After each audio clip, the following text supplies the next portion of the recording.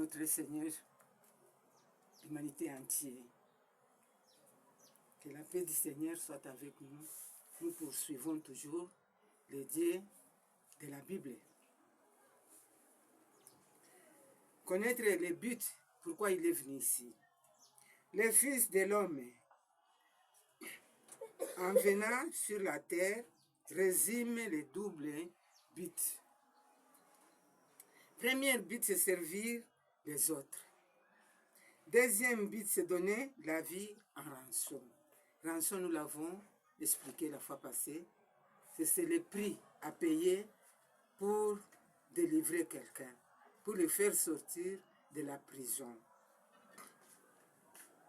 Donc, notre salut est lié à ce que Jésus a accompli sur la croix.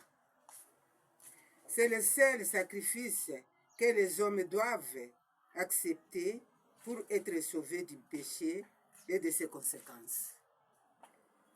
Il est lui-même véritable sacrifice de l'humanité. Il s'est offert lui-même comme l'agneau sans tache pour nous purifier, vendu au péché, condamné à mort, mais il nous a rachetés et nous a sauvés. 1 Pierre 1, 17, 19. 2 Corinthiens 6, 19, 20.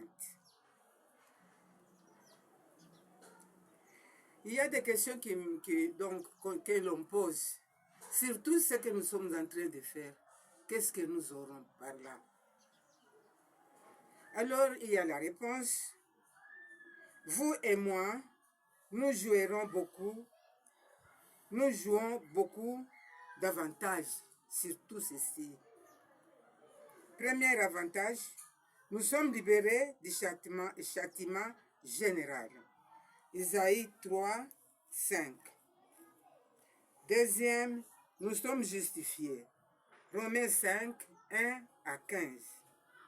Troisième, la victoire dans l'épreuve par la persévérance. Romains 8, 37. Ensuite, nous sommes vainqueurs en Jésus-Christ. Hébreux 12, 6. Et encore, nous sommes libérés de la mort. Éphésiens 2, 4 à 7. Jean 11, 25, 26. 2 Timothée 4, 18. Philippiens 1, 21, 23. Suivant, nous sommes délivrés de la domination de Satan en Jésus-Christ. Hébreux 2, 14, Apocalypse 12, 10, 1 Jean 3, 8, Colossiens 1, 13 à 14. Nous sommes bénis matériellement, spirituellement, émotionnellement et physiquement. Nous suivons tout ceci. Galates 15, 16, 26, Romains 8, 28 à 32, 1 Corinthiens 8, 23, Matthieu 6, 33. Sur tout cela, l'argent valide l'onction que tu vas avoir. Dans son élévation, c'est glorification. Christ intercède en faveur de son peuple qu'il a acquis par son sang.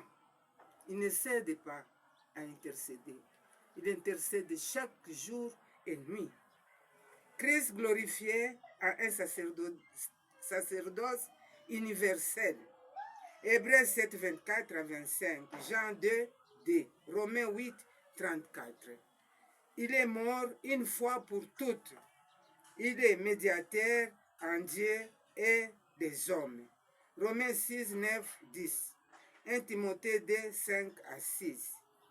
Maintenant, le renouvellement de son sacrifice dans la messe n'est pas exact. Qu'est-ce que cela veut dire? Puisque tout le monde dit, Marie conçue sans péché, priez pour nous qui avons recours à vous. C'est ce qui est dit ici, ce n'est pas exact. Puisque Marie et les saints n'intercèdent pas pour les hommes, Jésus seul. C'est lui qui doit intercéder pour les gens. Je vais m'en expliquer. À la noce de Cana, on avait invité Marie.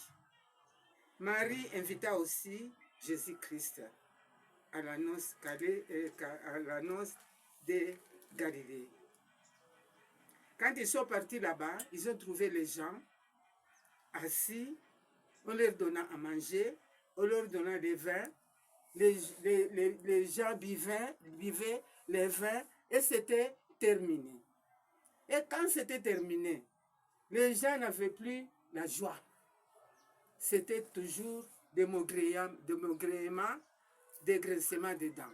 Alors ils ont suivi Marie, puisqu'elle était représentée comme donc l'auteur de la fête. Ici, il n'y a plus de vin. Et Marie est allée auprès de Jésus-Christ qui n'était pas invité. C'est elle qui a invité son fils. Elle était là, assise, loin d'elle.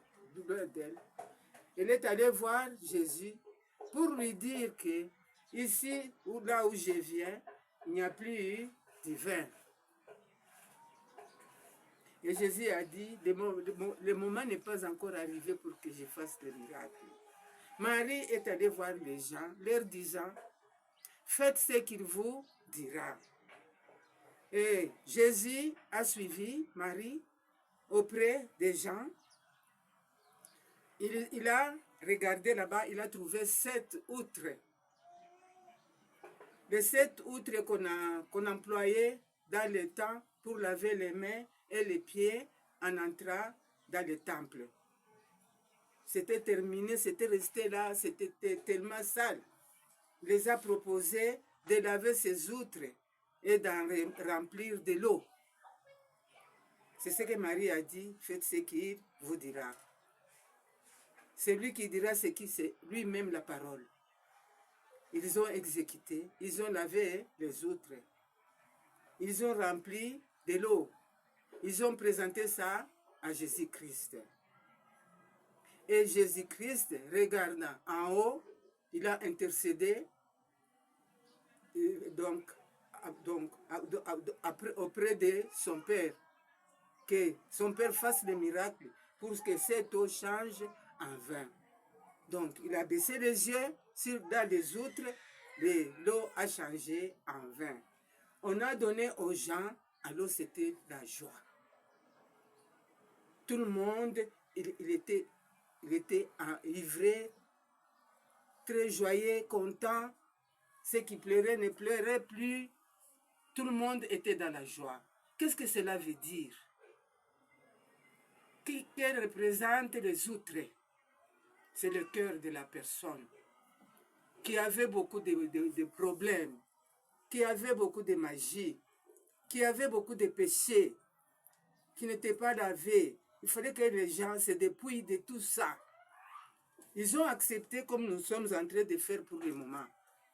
On nous a demandé pardon de nous dépouiller de tout cela, commençant par nos ancêtres, eux qui étaient tout près là du diable, les porter sur nos dos.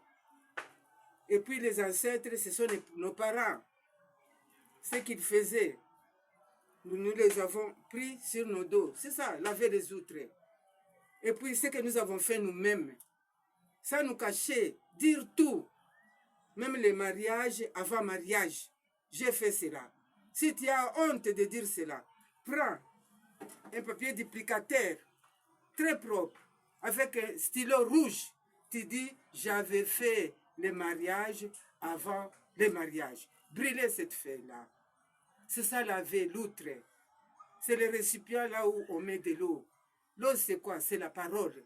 Jésus avait demandé à ce qu'on lave pour que la parole sortant de sa bouche remplisse les outres et que les miracles se produisent. Alors, les miracles s'étaient produits pour ceux qui ont entendu la parole et la mettre en pratique. C'est ce que Dieu nous demande. Même ce que nous sommes en train de faire ici. Ce que nous disons, dépouillez-vous, dépouille-toi de tout et de tout sans rien laisser. Tu verras les miracles se produire dans ta vie. Ce que Dieu veut, c'est ce que nous devenons comme lui. Si nous nous dépouillons de tout, nous devenons les dieux. puisqu'il a dit, faisons l'homme à notre image et notre ressemblance. Dans la ressemblance de Dieu, nous sommes devenus des dieux. Alors on ne va plus pleurer, on aura tout. Donc Dieu veut changer le monde. Il veut changer la face de la terre. On ne mourra pas. Mais c'est notre vie maintenant qui va changer. La vie matérielle, la vie émotionnelle, la vie physique des maladies et tout consort. Tout ça va changer. Et tout le monde sera dans la joie. Le vin, c'est quoi? Le vin, c'est la joie. Tout le monde aura la joie. Alors, pour nous qui écoutent ce que nous parlons maintenant, prenons ça au sérieux. Ce sont des choses sérieuses. Dieu n'est pas l'homme ou le fils de l'homme pour mentir. Il a dit, vous l'avez suivi, je vais amener ma loi. Quelle est la loi qu'il va amener? C'est l'amour. Ce qu'il a donné à nos parents, à nos pères. Décalogue 20. C'est les lois établies, règles à suivre de génération en génération pour avoir la paix dans la vie, dans ce monde. Alors, lui a donné ça à nos pères. Maintenant, le diable a ravi ça. Dieu a dit, ne faites pas cela. Mais le diable qui dit, faites cela. Ne tuez pas. Il ordonne aux gens de s'entretuer. Ne volez pas. Il ordonne aux gens d'aller voler. Mais c'est tout cela que Jésus est venu bannir. Que tout ça passe. Et que chaque homme ait la joie de rester ici-bas. Alors c'est vivre dans un autre monde. Il veut changer. Donc, il veut changer la face de la terre dans la vie de chacun de nous. C'est ça. Je vous en remercie vivement, les biens privés de notre Dieu, Jésus-Christ, d'avoir entendu tout ceci et changer votre position pour avoir des bénédictions matérielles, spirituelles, émotionnelles, charnelles. C'est ce que Dieu veut de nous, pour que nous soyons toujours dans la joie. Je vous en remercie beaucoup de votre